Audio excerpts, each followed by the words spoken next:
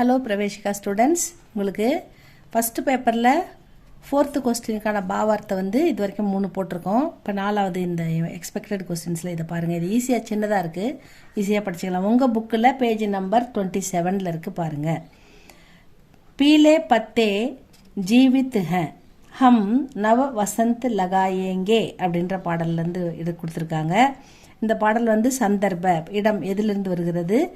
ஏ பக்தியா இந்த பேரா கவி சுமதீந்திர கி ரச்சித். சுமதீந்திர கவிஞரோட பேரு சுமதீந்திர.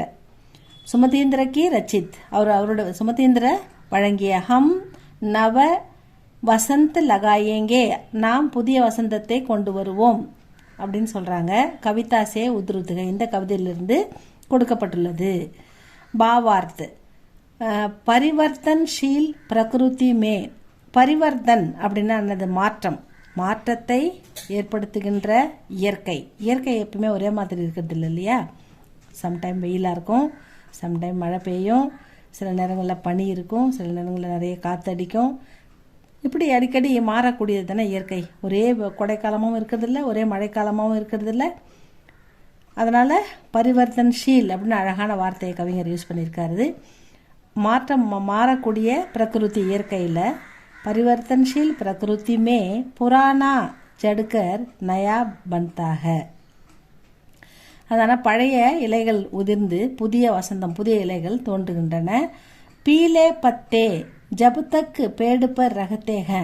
பீலே பத்தே அப்படின்னா முதிர்ந்த பழுத்த இலைகள் எது வரைக்கும் மரத்தில், ஜப்புத்தக்கு எப்போ வரைக்கும் மரத்தில் அது இருக்குதோ அது வரைக்கும், அது கீழே உதிர்ற வரைக்கும், உதிர்றதுக்கு முன்னாடி மரத்துல இருக்கும் இல்லையா? அப்போ அது தபுத்தக்கு ஆவாசு கர்த்தே ரகம், ஏதாவது சலசலன்னு ஒரு சத்தத்தை ஏற்படுத்திக்கிட்டே இருக்கும் அந்த இலை, காய்ந்த இலைகள். அது எதுக்கு ஏற்படுத்துதுன்னா ஆப்கோ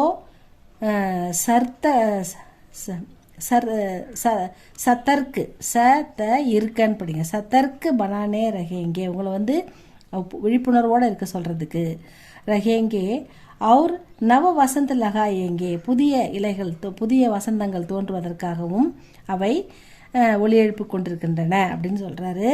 அர்த்தாத் அதுக்கு என்ன அர்த்தம்னாக்கா, விருத்த லோக் அதாவது முதியவர்கள், வயதானவர்கள், கம்ஜோர் ஹோ ஜானேப்பர் அவர்கள் முடியாமல் வயதாகி விட்டு அவங்களால எந்த வேலையும் செய்ய முடியாமல் ஒரு இடத்துல உட்காந்துருந்த அந்த நிலைமையில கூட, அந்த கம்ஜோர் வீக் ஆகிட்டாங்கன்னா கூட, கம்ஜோர் ஹோ ஜானேப்பர் பர்பி ஹமே நமக்கு திஷா நிர்தேஷ் தேத்தே ரகத்து, நல்ல மார்க்கத்தையும் நல்ல அறிவுரைகளையும் அவங்க நமக்கு சொல்லுவாங்க, நமக்கு நல்ல ஆலோசனைகளை வழங்குவாங்க அப்படின்னு சொல்கிறாங்க. அந்த முதிர்ந்த இந்த எல்லோ பீலே பத்தே வயதான முதிர்ந்த பெரியவர்களை குறிக்கிறது ஸ்டூடெண்ட்ஸ். அவ்வளோதான். இதில் இந்த பாவார்த்தை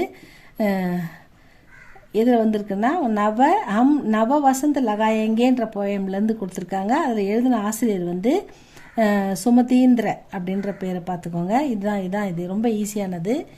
இது ஒன்று பார்த்துக்கோங்க. இந்த வாட்டி வர்றதுக்கு வாய்ப்பு இருக்குது. இது உங்களுக்கு நெக்ஸ்ட் வீடியோவில் அடுத்தது பார்க்கலாம் ஸ்டூடெண்ட்ஸ். இது உங்களுக்கு பிடிச்சிருந்தால் லைக் பண்ணுங்கள், சப்ஸ்கிரைப் பண்ணுங்கள். தேங்க்யூ ஃபார் வாட்சிங்.